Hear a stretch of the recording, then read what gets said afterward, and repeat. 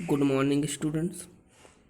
आज हम लोग डायरेक्ट एंड इनडायरेक्ट नरेशन के बारे में जानेंगे। ये क्लास 12 की जर्नल इंग्लिश या एक्सीलेंट की बुक है जो विकास विद्या मंदिर स्कूल में पढ़ाई जाती है। तो आज इसी के बारे में हम लोग चर्चा करेंगे। माई सेल्फ यस के उमराव। तो यहाँ पर नरेशन को जानने से पहले हम लोगों को एक बात ज़रूरी हो जाती है जानने के लिए कि वक्ता, इसमें नंबर 1 जो दिया हुआ है यहाँ पर पॉइंट, ये जो नंबर 1 पॉइंट में दिया हुआ है हम लोगों को कि ये वक्ता यानी स्पीकर के कहे हुए शब्दों को दो प्रकार से व्यक्त या प्रकट किया जा सकता है। नंबर फर्स्ट में हम वक्ता के शब्दों को ज्यों का त्यों कह सकते हैं, जैसे he said comma inverted comma I am going to Mumbai.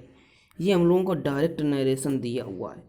तो अब इसको हम लोग बनाएंगे कैसे, इसको देखिए नीचे जो लिखा हुआ है, ये इसमें लिखा हुआ है कि उपर्युक्त वाक्य में वक्ता यानी स्पीकर ही, ये जो ही यहाँ पर दिया हुआ है ये ही, तो इस ही वक्ता यहाँ पर ही है जो कह रहा है ही सेड यानी वह बोला, उसने बोला, उसने कहा कि, तथा ही के कहे हुए शब्दों को ज्यों का त्यों यानी एक्चुअल वर्ड इन्वर्टेड कॉमाज में लिखा गया है। अतः इसे डायरेक्ट नरेशन या डायरेक्ट स्पीच कहते हैं। तो यहाँ पर एक हम लोगों को, जो अगर हम लोगों से कह दे कि कोई वाक्य लिख दिया जाए, जैसे यहीं पर एक वाक्य लिखा हुआ है कि he said comma inverted comma I am going to Mumbai. तो इसमें हम लोग कैसे जानेंगे कि ये डायरेक्ट वाक्य है या इनडायरेक्ट का वाक्य? मेन समझने वाली बात ये है। तो इसमें हम लोग सबसे पहले तो कॉमा इन्वर्टेड कॉमा को देख लें। यदि वाक्य में कॉमा इन्वर्टेड कॉमा लगा हुआ है तो वाक्य डायरेक्ट नरेशन का हो जाएगा। ओके, ये हम लोगों को ध्यान रखना होता है। फिर यहाँ पर दूसरे में कह रहा हम लोगों से, दूसरे नंबर में, कि हम वक्ता के कहे हुए कथन का सारांश यानी सब्सिस्टेंस प्रकट करते हैं, जैसे he said that he was going to Mumbai.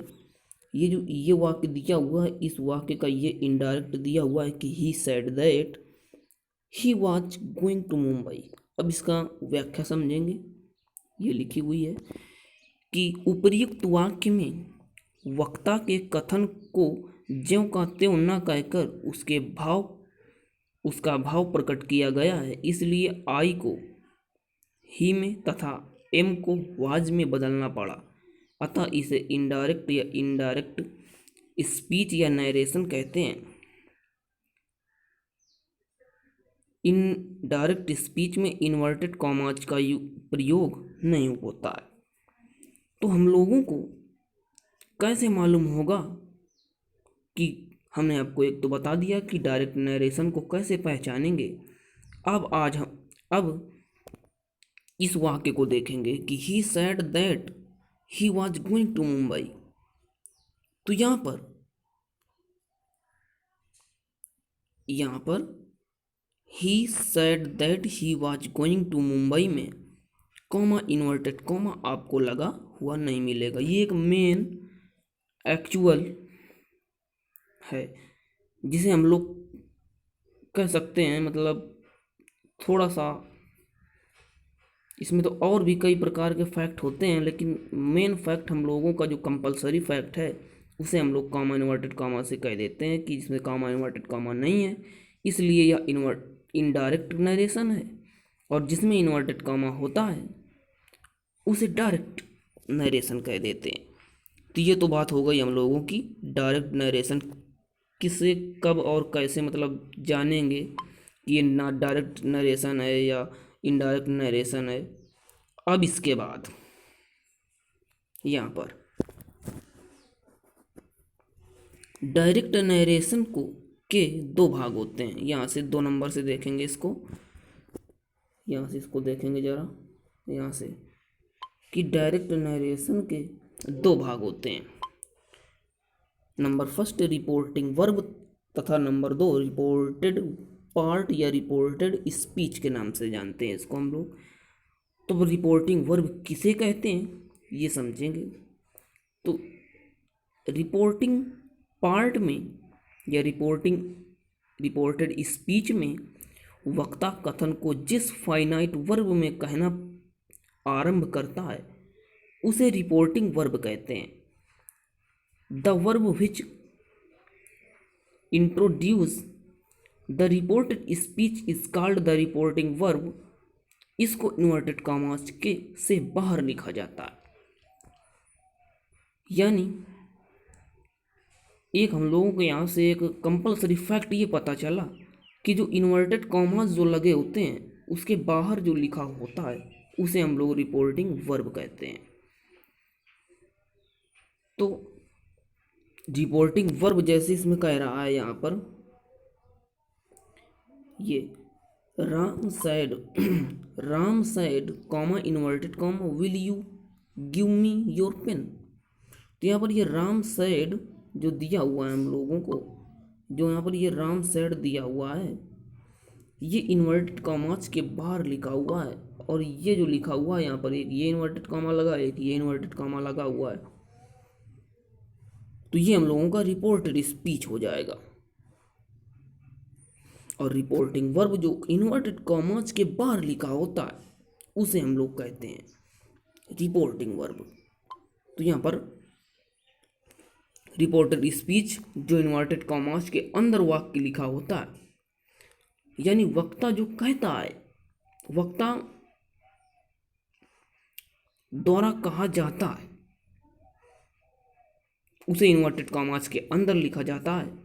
और इन्वर्टेड कॉमास के अंदर वाली वर्ब यानी क्लॉज को रिपोर्टेड स्पीच कहते हैं। तो यहाँ पर हम लोगों को एक फैक्ट पता चल गया यहाँ से। देखिए वो फैक्ट क्या है, इस वाक्य में सैड रिपोर्टिंग वर्ब है तथा will you give me your pen reported speech है। यानी राम के स्थान पर तो कुछ भी हो सकता है लेकिन सैड के स्थान पर सैड ही रहेगा। अब यहाँ पर डायरेक्ट स्पीच के कुछ मुख्य बिंदु देखेंगे। तो ये हमने आपको पहले ही बता दिया कि डायरेक्ट स्पीच में वक्ता यानी स्पीकर के कथन को इन्वर्टेड कॉमा के अंदर रखा जाता है और रिपोर्टिंग वर्ब के पश्चात कॉमा का यूज करते हैं। फिर इन्वर्टेड कॉमास के अंदर के भाग का प्रथम अक्षर कैपिटल लेटर से लिखा जाता है। यानी जब कॉमा इन्वर्टेड कॉमा हटाएंगे तो नहीं, हटाएंगे नहीं बेटा, यहाँ पर हटाने के बाद तो इनडायरेक्ट नरेशन बन जाएगा। जब उसको नहीं हटाएंगे तब उसके अंदर कॉमा इन्वर्टेड कॉमा के बाद हम लोग प्रथम अक्षर जो लिखेंगे उसे कैपिटल लेटर में लिखेंगे। फिर इनडायरेक्ट में बदलने के सामान्य से नियम होते हैं। तो वो नियम होते हैं जैसे ये वाला देखिए, इनडायरेक्ट स्पीच में इन्वर्टेड कॉमास को हटा देते हैं। यानी डायरेक्ट स्पीच में जो कॉमा इन्वर्टेड कॉमा लगा होता है उसको इनडायरेक्ट स्पीच में यानी इनडायरेक्ट बनाते समय हटा देते हैं। फिर यहाँ पर जो कह रहा है रिपोर्टिंग वर्ब के बाद कॉमा का प्रयोग नहीं होता, यानी कॉमा इन्वर्टेड कॉमा दोनों ही हटा देते हैं। और रिपोर्टिंग वर्ब का टेंस कभी नहीं बदलता, बिल्कुल साइट है। यानी हम लोग जो कॉमा इन्वर्टेड कॉमा के अंदर जो क्लॉज लिखी होती है उसमें तो परिवर्तन कर सकते हैं। जैसे इस वाक्य में देखिए राम सैड, यानी सैड नहीं बदलेगा। यहाँ पर ये